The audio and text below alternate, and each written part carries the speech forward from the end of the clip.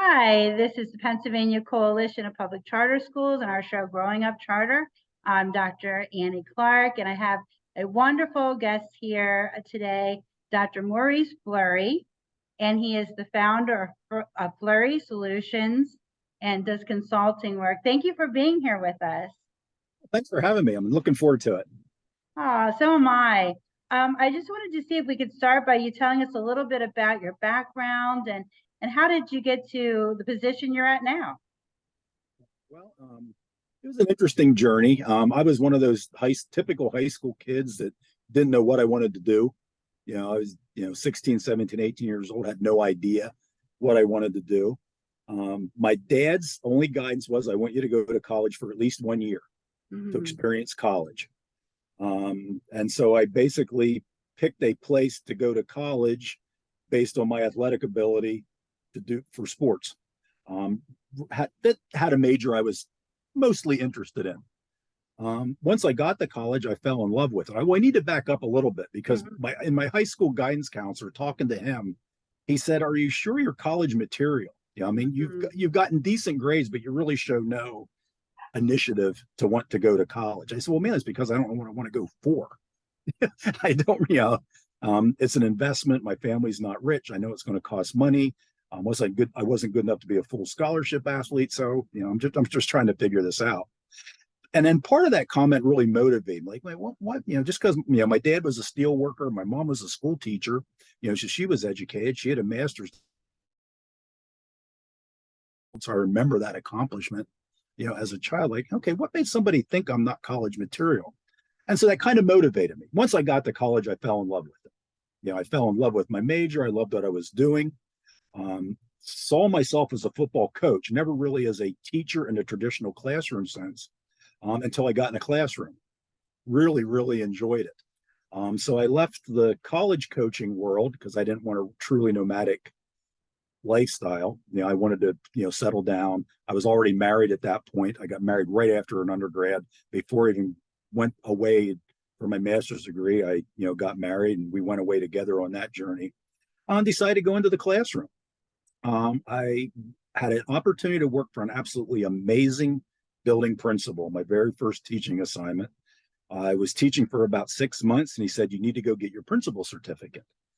And I, said to him, I said, "Well, I'm still trying to figure out this teaching thing. And I just finished a master's degree. I'm not really terribly excited about going right back into school. It's been over 5 years of school, a little bit of a break." He says, "You're going to be a principal. Wow. Get yourself started." I said, "I'm not even sure about staying in the whole teaching thing. I'm still figuring this out." Well, he was absolutely correct. I went and got my principal certificate, and 5 years later, I was a assistant principal. And so I went up through the traditional public school ranks, department chair, assistant principal, assistant superintendent. And then at the time I was getting ready to jump into some superintendencies that had been opened, and I started to interview for. An opening came up for an assistant CEO at a school. Then it was called Commonwealth Connections Academy. It was this startup cyber charter school, one of only 3 in the state at that time. It just seemed interesting. It was little. Their technology I didn't think was as sound as it could have been. It was run by a management company. It all made me really curious. And they said they wanted to bring an assistant in to kind of learn for a year and take over as CEO. So I thought, I'm going to jump into this world. It seems interesting. If things don't work out and I decide I don't like it, I'll jump back in and be a superintendent somewhere. I'll jump into that world. Lo and behold, I spent 11 years at that school. We grew it from about 2,000 students. At the time I left, we were about 15,000 students. Now the school's known as Commonwealth Charter Academy. It's about 23,000 students. I retired from there 2 years ago.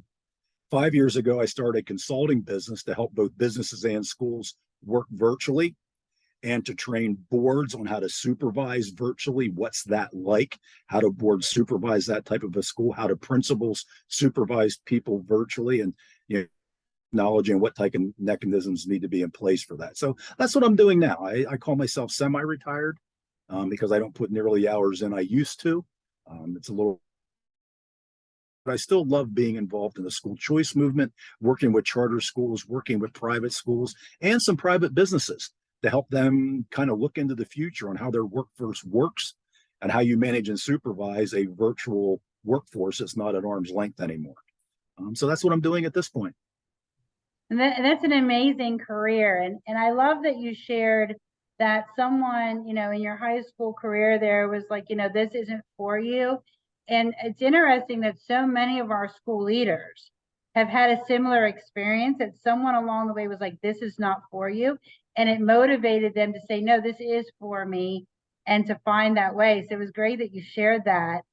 That's very inspiring, because there's a lot of our school leaders out there who are at all different levels. Some are like yourself, who've had this wealth of experience on both the traditional public side and then the charter public side. And you even go a little further in that cyber, starting out and understanding that. What did you find was the most difficult part of leadership that you've experienced?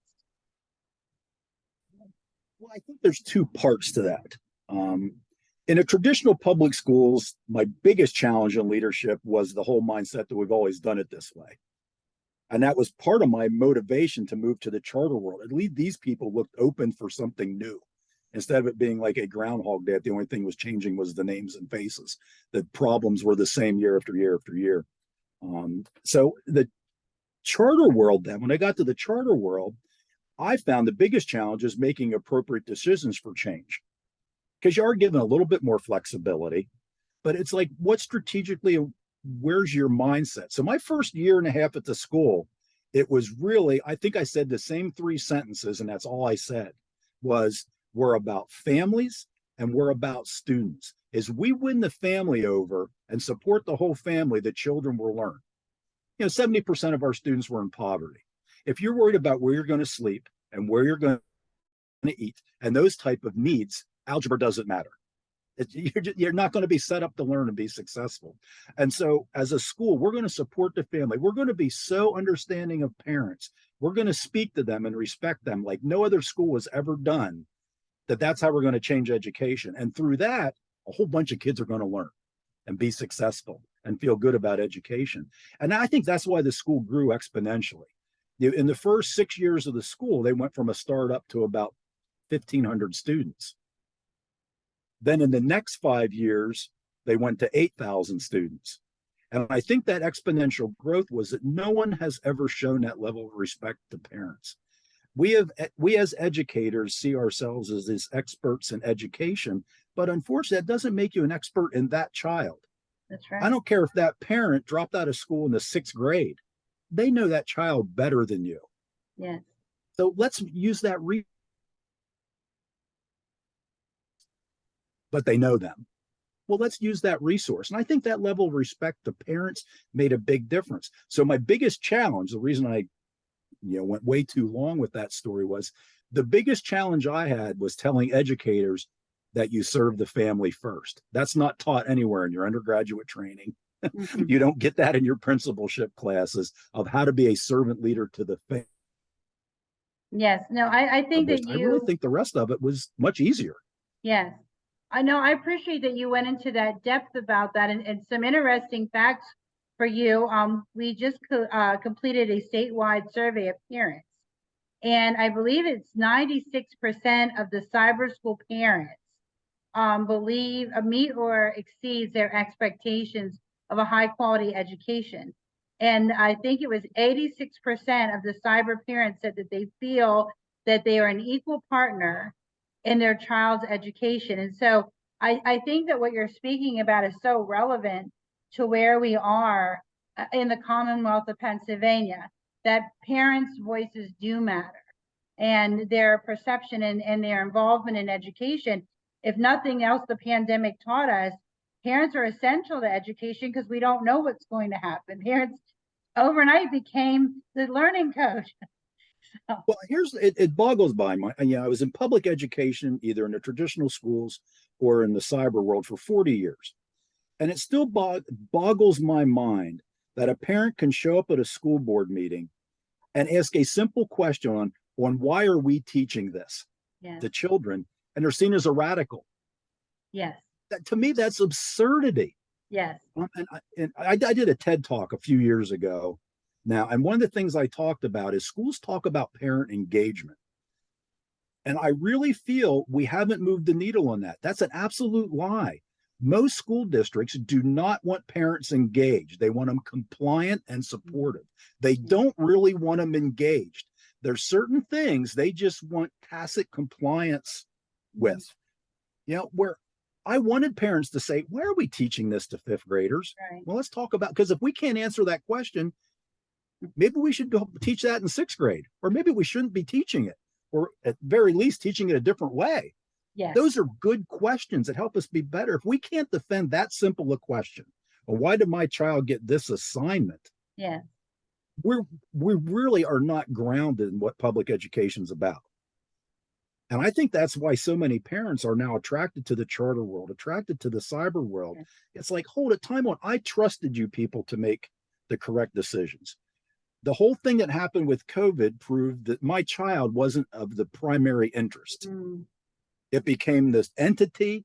It became something else than my child's learning. Now I became engaged. Now you label me as a radical. Now you think I'm a rabble rouser. Now I get shouted down at school board meetings by school board members when I'm asking questions that every parent has the right to ask and should be asking.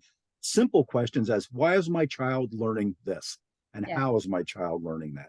And that's where I think the charter world was in front of that we engage parents like that. We've been doing it for years. And that's why that bond is so much different with charter school parents and the school than it is in many of the traditional public schools.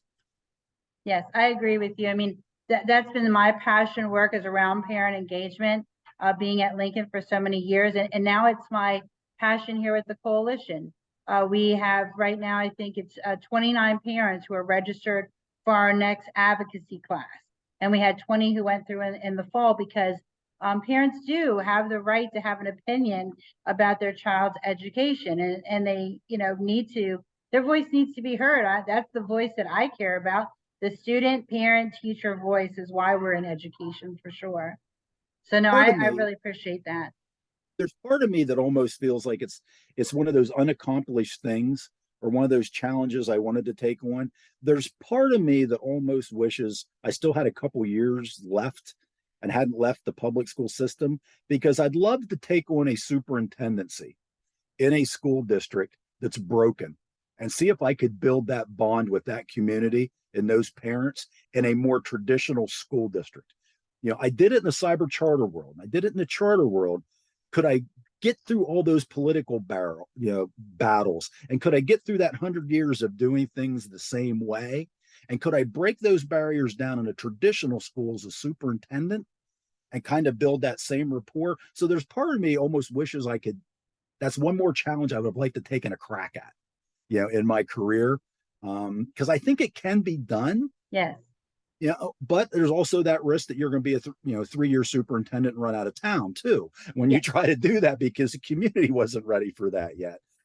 But so I think it can be done in a traditional setting, but it's got to be certain communities that are ready and have that desire. And it's really going to be, I think, a really skilled leader to massage the more traditionalists within that environment that this is the right thing to do. Yes. I think that is one of the things that we have found that our CEOs are going through, is that the work is really hard. It is really hard, and it's really challenging, and it continues to become more challenging because our students need more. And I do agree with you that our charter schools were out in front of it because of our relationship. Charter schools are relationship driven, one, and two, we believe it can always be better. And so we've never believed that we've reached really success, which I love, that we've all kept sort of that humble nature about ourselves. Like, oh, I think this could be better yet.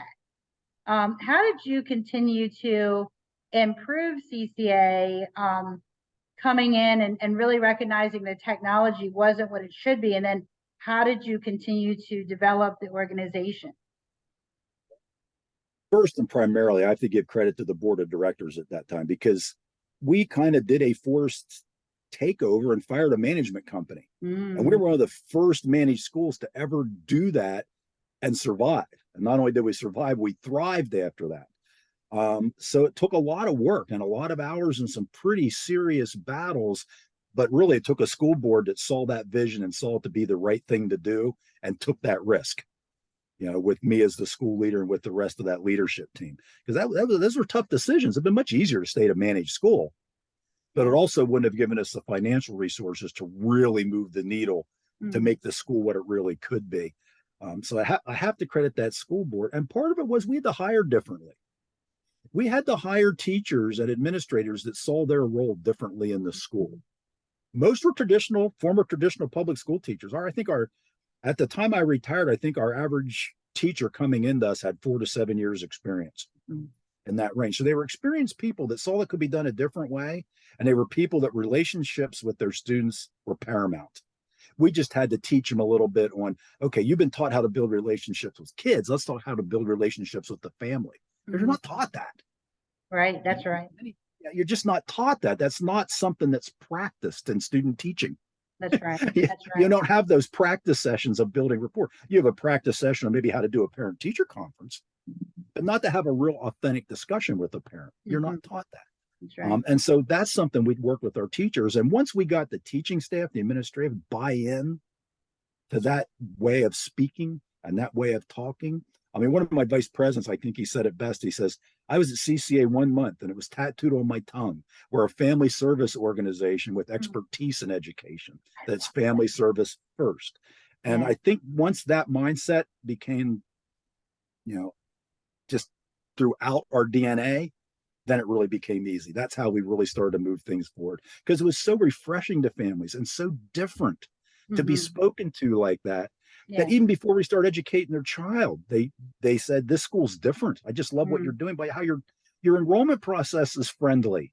How you're collecting my documents is friendly. That even that part of it, that white glove treatment, made a big difference. Something as simple as a child's computer breaks. We worked on a system, instead of taking a week to replace it, it was 24 hours. Hot swap with UPS. That new computer's there and the old computer's gone, instead of it taking a week to be shipped from a warehouse somewhere. All those processes add up to building that relationship. That's right. And it was just putting that infrastructure in place to make that happen. That couldn't have been done as a managed school. We didn't have enough financial resources that stayed within the school. Wow. We found that we could be much more efficient doing the services ourselves than outsourcing, most of those management services. I actually get to visit CCA quite a bit. One, just because it went to one of our cyber charter schools, but also we have quite a few of our CEO summits there. And one of the things that I find really fascinating is the high level of expertise in the staff. I think that it's like some of the smartest people in the state have been assembled at this cyber charter school. Yeah, it's funny. My former he's still the board president there. I say former because I'm not with the school anymore, but he laughs. He says, he jokes with me. We've known each other for 2 decades. And he says, I don't know what it is about you. I says, I know you have limitations, but you hire better than anybody I've ever seen. The level of expertise you can attract to the school is amazing. The horsepower you bring in. And I can tell you that they're staying with that tradition, which is amazing. And so I'm really impressed with that too. And I did see that, and to hear sort of the story, how the organization became that way is really wonderful. I like that you talked about being that service organization to the family, and then, providing education. That's some of the theories I have too, is that, we have this human service umbrella and education is underneath that, so that we really look at providing everything the child needs and the family. If you make the family strong, the child is strong. What were some of the services that you said about that quick turnaround with the computer? What other services did you seem to tweak in that kind of way and sort of got the problems out of the way and got back to learning quickly? From our original call center, we worked with another company to help them start a new company just to serve us. Called Phillips Managed Solutions. And we basically taught them, here's how we want a call center to look and sound. And so they built the call center. We helped them stand up everything from the tech support for the computers to build the images to warehouse the computers. Some other things just came out, some of it by dumb luck, some of it by reputation. I had a chance to go out to Dell World, and through that experience met the North American vice president of Dell World. And I had a chance to talk to my vision to him. He said, this is what Michael Dell and I have been dreaming about in Ah, education. Whatever support we can give you, let us know. Well, mhm. during COVID, I had recently retired.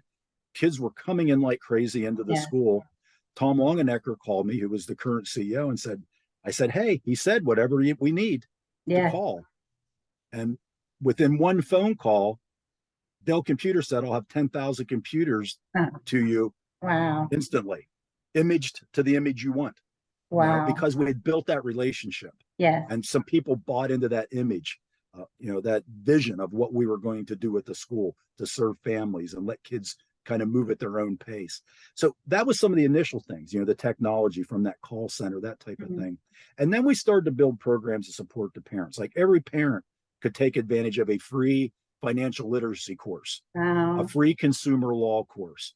We let any parent that had non-English, anybody that had non-English speakers in the home, we invited grandparents to sit on kindergarten lessons to learn English Aw, with their kindergartner. So we would get a lot of three generations in our kindergarten and wow. first grade classes because grandparents and parents were learning English with their kindergartner or their first grader with that teacher Wow.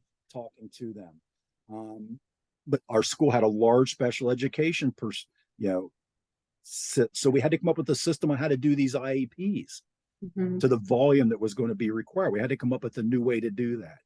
So we came up with a whole group of individuals that does the scheduling. Our teachers didn't get a chance to teach because they were scheduling IEPs. Well, that's silly. Let's bring in a group of trained Yeah, clerical people that can manage the scheduling so that teachers can teach and teachers can right, serve the families. Let these people that were great professional people, but they weren't certified teachers, let them work with the families to book times to be right. able to work through that process. So some thinking things differently. Like what's the most efficient way to do some of these things? What Mhm. requires a certificate? What requires an administrator? What requires a good trained professional person that may Mhm. not be a trained educator to perform this education function?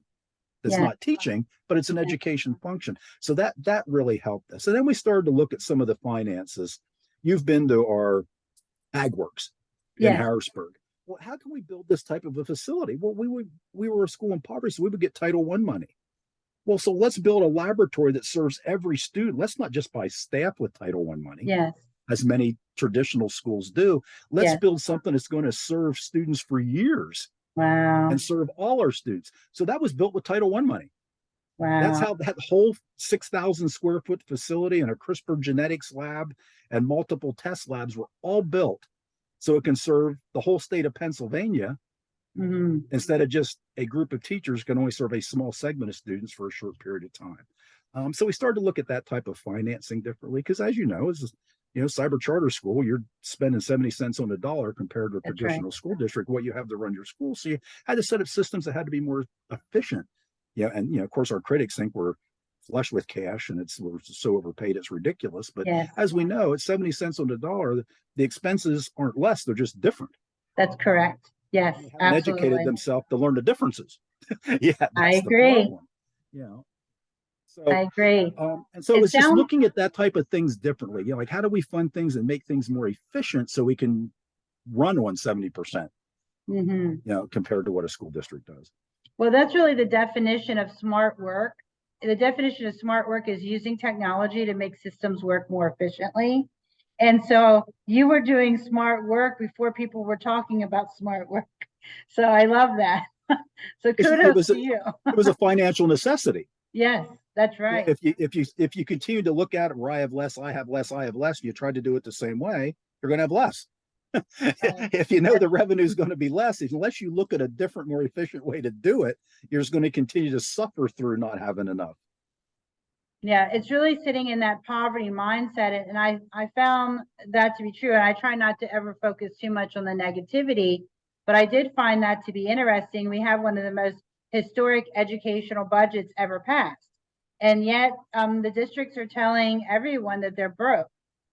And yet we haven't seen our teachers, any teachers, I don't mean charter school teachers, I mean teachers, traditional public school teachers, they haven't gotten raises. So I'm not sure where this historic money went because we know it was passed and yet it doesn't seem to be ending up equating to higher quality education to children, which is what schools are for, or even benefiting staff, which is at this time when we have a teacher shortage, in many places, you think you'd want to pay teachers more, so they want to come back. As part of that TED talk I mentioned before, I put two photos up side by side, and one was a classroom, I think it was 1920s, might have been 1930s, and one was a modern classroom. The only difference was the chalkboard was replaced with a whiteboard. That was the only difference in 100 years. And quite frankly, the whiteboard in most classrooms I've visited, because I monitor student teachers for a university. I've been supervising student teachers for 15 years. Wow. They still use them as chalkboards.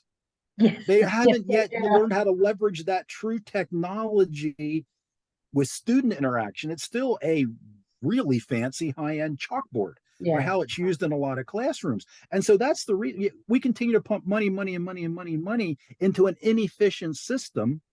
And now it's gotten so severe that now we're not educating kids correctly.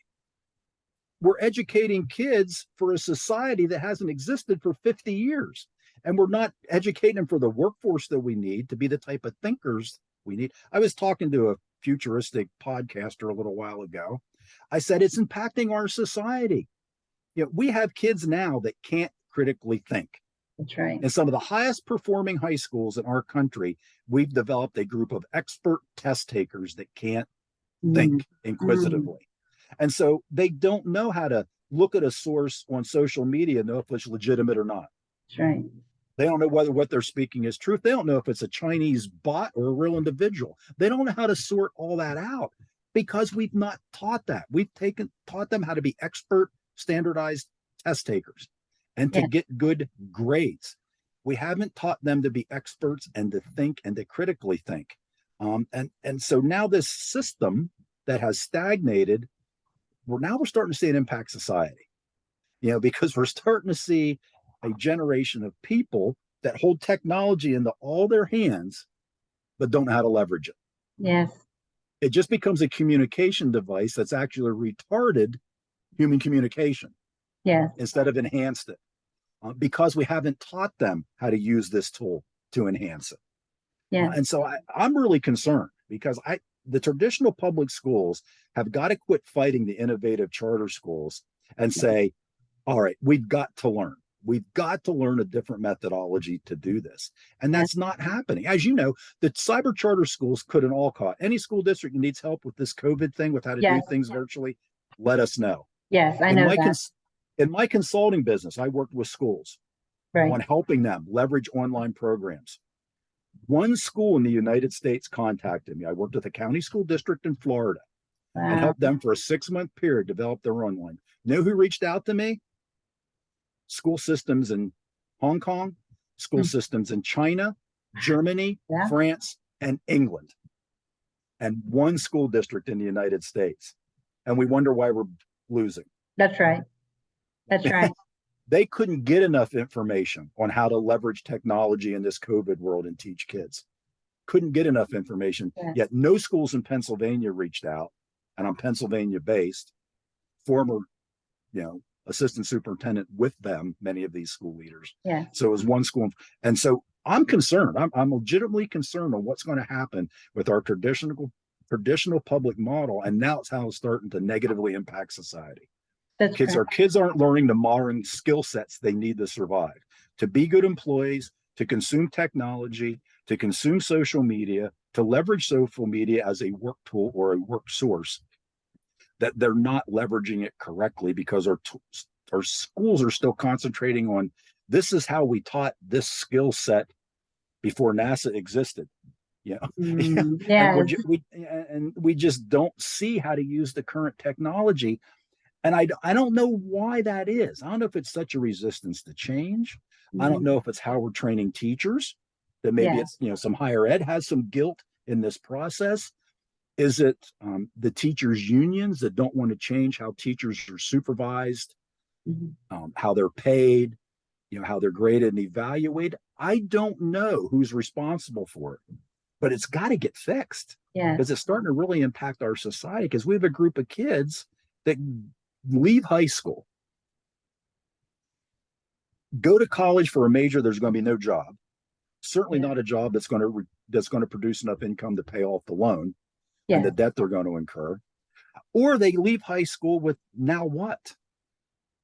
Yes, Because any job that's going to give you a family sustaining career needs something past high school. You're going to have to learn something. It may not be a degree, but yes, you're going to have to learn something. Have we given these kids leaving high school the skill set to be learners of whatever that new employable skill is? And I contend in most cases, no. right. And so that concerns me. Boy, I got on that soapbox, didn't I? Apologize for that. But I No, think, no, everything you just said is 100% true. And all of the things you named are contributing to this. I think it is a little bit of everything you named. I think it plays a part in this.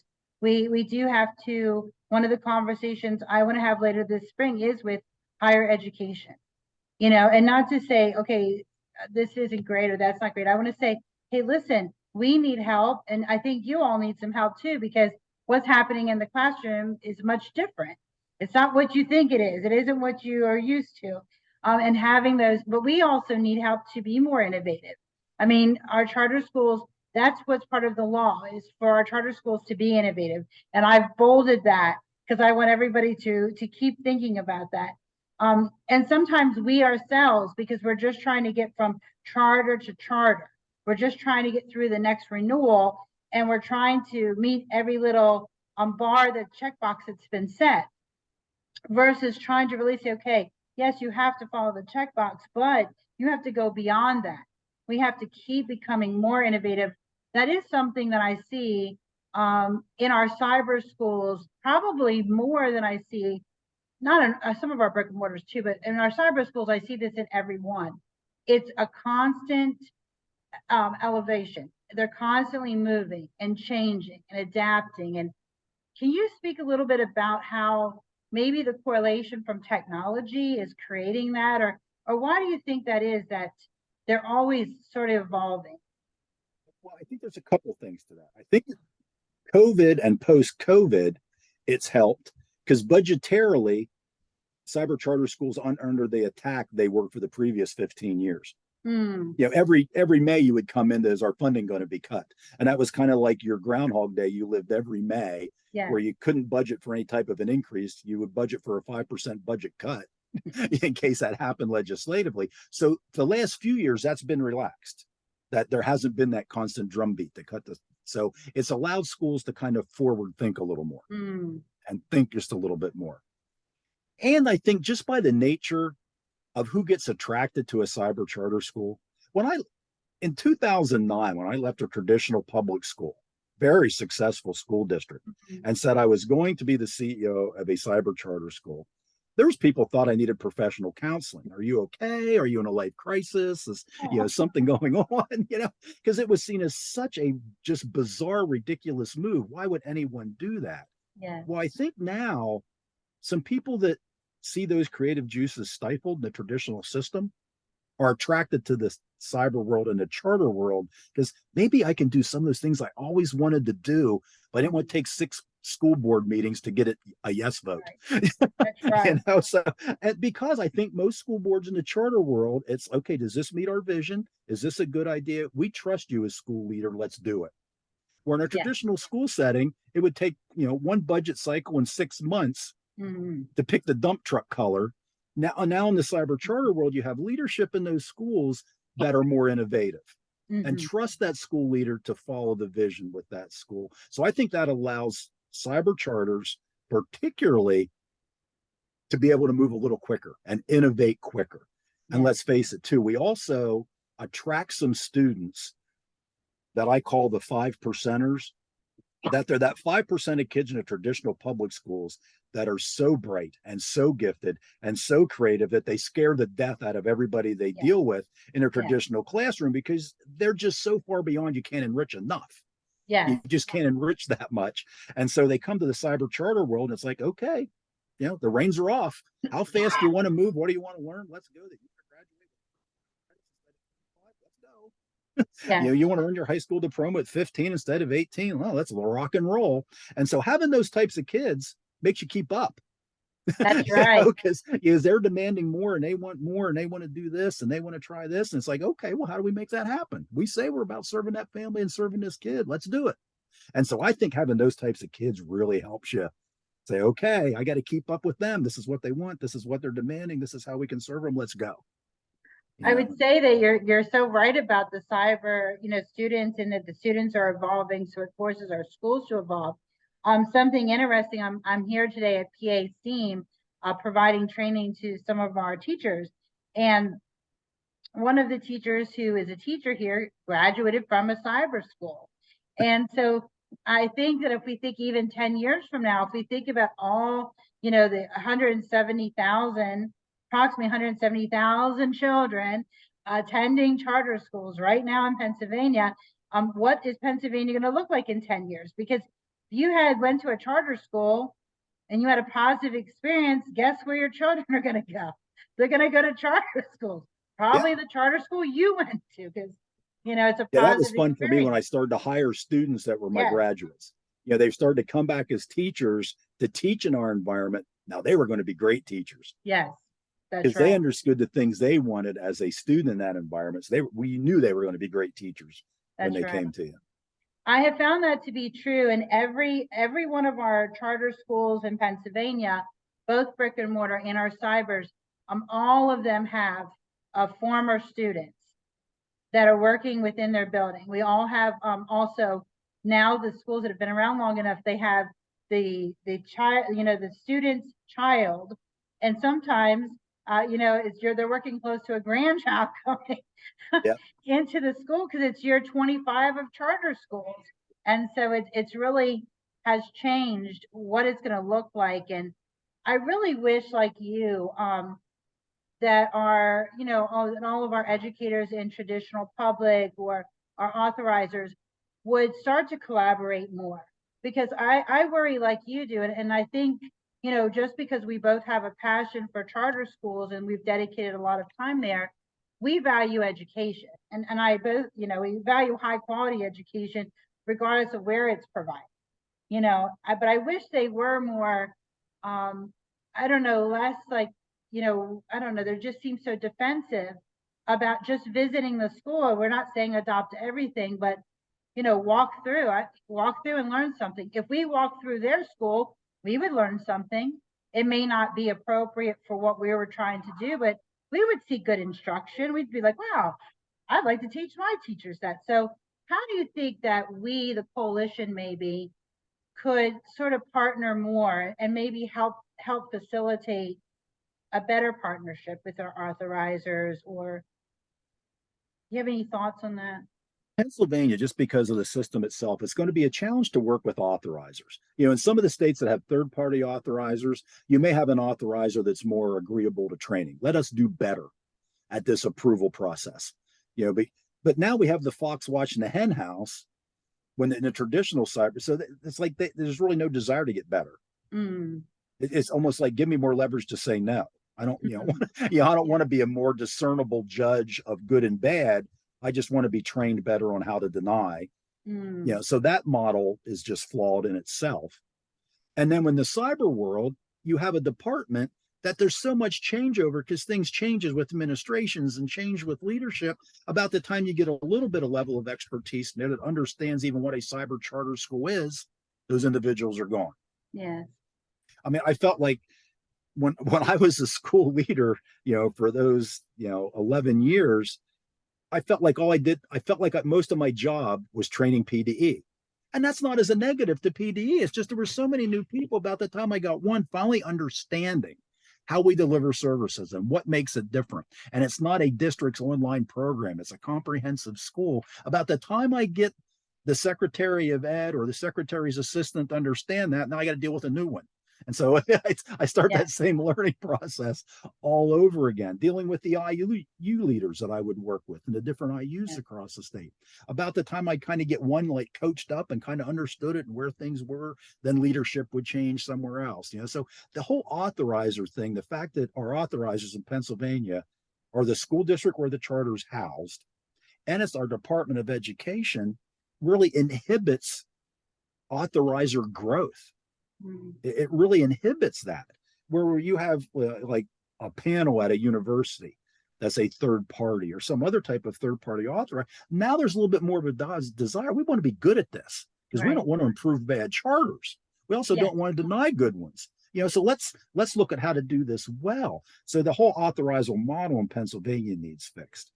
As far as breaking down those barriers where traditional schools work with charter schools, I think it's going to require some legislative action to open it up and incentivize traditional school districts to work with cyber charters and charters. It's going to incentivize them to build that relationship. I mean, I had so many friends in the traditional, I was 25 years in traditional public schools. Yes. In 6 different school districts, all in central Pennsylvania. So I knew hundreds of principals and teachers and soups and assistant Right. soups. They didn't all of a sudden think I was a moron as soon as I jumped to the cyber charter world, or thought I Right. was a bad guy. Someone thought I lost my mind, but others also thought, boy, that's unique. If Reese did that, there might be something to that. Yes. Let's figure this out. 1 or 2 brought me into their schools and said, I want you to scare my staff. I want you to scare them on how innovative the things you are. And they've been teaching the same thing for 12 years. I want you to come in and scare them a little bit about your vision of the future and what it needs to look like, and acceleration and that type of thing. So some of them got that. One even brought me in front of their school board to talk to the school board about here's how we do things. That's one. One was brave enough to do that. Yes. He was secure in his position, so he was. He was brave also enough. smart though, because truthfully, if more of our school boards, traditional public school boards, would hear really about the innovation that is occurring in charter schools, it would actually allow the superintendents to have more freedom, because the school boards would support them and saying, okay, you hear that? I want you to do what they're doing. I want you to do some version of that, and be more, transparency is always good for growth. It's painful, but it's always good for growth. So transparency and knowledge too. Some districts are so afraid. There was one school I worked with several years ago now, and the superintendent was facing they were going to have to build a new high school. It's going to be $100 million high school. And so we went to the school board, said, we have a choice. We could enhance our virtual program so that we get a certain number of high school kids out of the building during the day, that we're not warehousing these kids within the building. They can learn on their own. They can leave asynchronously, maybe come into school at noon, do a certain number of classes in the morning, or vice versa, or only come in so many days a week. So we have less bodies in the building every day. I'd rather do that than spend $100 million on a second high school. And he dedicated, I think at the time it was going to be about $100,000, to fit out this program. It ended up getting shot down because the teachers were afraid it was going to hurt teachers' jobs. Well, no, teachers are going to be teaching this. It's like the curriculum may be provided by somebody else, and you may be teaching it a little bit differently, and it may be virtually. It may not be 30 kids in front of you. It may be 50 kids that you deal with asynchronously at different times, but you're still the teacher. Because of that level of distrust and not understanding how the system worked, it dried on the vine. I never had a chance to go to fruition. So now you got a district that's looking at $100,000 in debt that could have been avoided by $100,000 investment. But because of that lack of trust and that lack of understanding, now you're going to have bond issues and debt that's going to take 20 years for that district to get out of. And then when they complain about not having money for teacher raises, well, there's a teachers union that shut down that investment. That money could have gone elsewhere. And so it becomes that trust issue. It becomes that security issue. I mean, maybe some of it has to do with how we hire superintendents in Pennsylvania. The fact what most of them, it's a 3 years and they're gone. Yes. Well, what continuity can you get, and what trust can a superintendent build with anybody if they're only there 3 years? That's right. I mean, really. So maybe, a lot of superintendents they feel they're one decision away from a contract non-renewal. Well, they're not going to be a risk taker. At the 5 years left in your career, 10 years left in your career, are you going to be a risk taker if you're one decision from contract non-renewal and having to move your family to a city elsewhere and a district elsewhere? So some of it, maybe that contributes to it. That type of a change. I know the school districts I worked with in the United States were county systems. They were larger. They weren't as small as cloistered, and so it was a little bit different. The school boards weren't as hands-on.